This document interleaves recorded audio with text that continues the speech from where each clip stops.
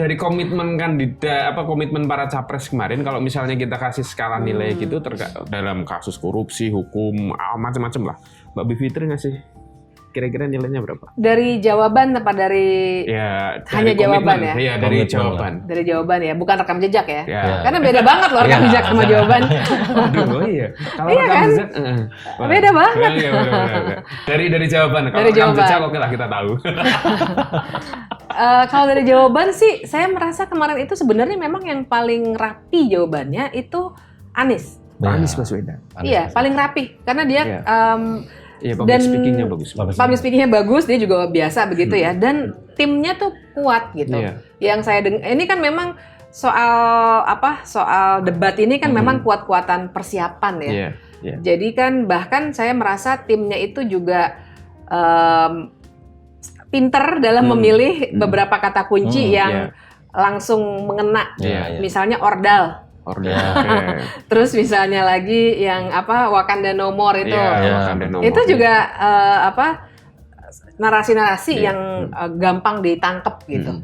Sementara kalau Pak Ganjar, dia juga lumayan rapi dan kalem, tapi karena dia menempatkan betul bahwa dia adalah yang sekarang gitu. Jadi dia nggak bisa keluar dengan ide-ide baru. Bahkan waktu dia nanya IKN tuh ke Anies kan posisi dia udah benar-benar ya saya pemerintah gitu. Jadi nggak terlalu menonjol jadinya ya. Nah yang paling jeblok sih menurut saya Pak Prabowo. Karena dia dari sisi penyampaian ya. Dari sisi penyampaian makanya dari segi jawaban tuh banyak yang nggak terang jawabannya. Kan berapa kali dia saya setuju. Saya setuju, kayak waktu pemberantasan korupsi kan dia bilang saya setuju Pak Anies, saya setuju Pak Ganjar, terus dia baru nambahin. Terus banyak lagi lah yang dia intinya dia setuju. Terus kemudian waktu soal beberapa hal yang menyerang pribadi dia, walaupun sebenarnya nggak terlalu pribadi ya.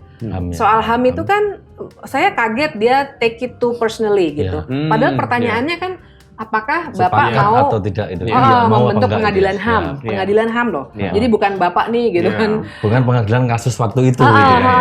Tapi dia langsung kayak menurut saya sih itu gestur diri sendiri. Gestur emosi gitu. Apalagi dengan ucapannya yang Mas Anies gitu kan. Atau enggak come on Pak Ganjar. Sorry gitu. Sorry ya gitu.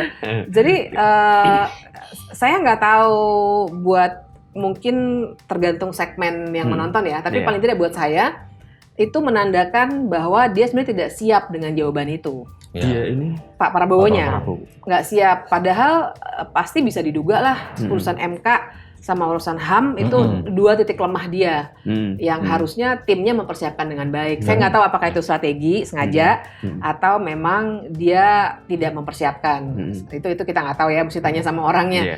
Jadi yang mungkin yang paling tinggi saya akan kasih nilai memang lagi-lagi melihat jawaban itu Anies Baswedan. Pak Anies Baswedan. Iya, dari beberapa polling pasca debat memang Pak Anies memang di paling atas ya.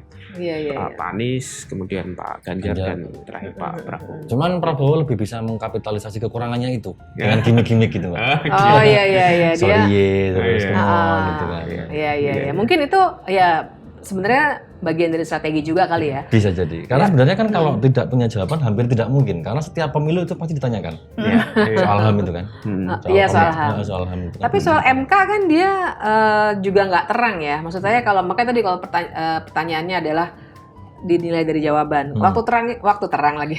Waktu dia ditanya soal MK itu kan jawaban dia kita kan sama-sama tahu. Kalau saya orang biasa yang nggak mengikuti berita, ini apa sih gitu kan? Jadi nggak ada keterangan gitu buat penonton di situ. Itu yang bikin saya merasa kenapa nggak disiapin sih timnya nih gitu.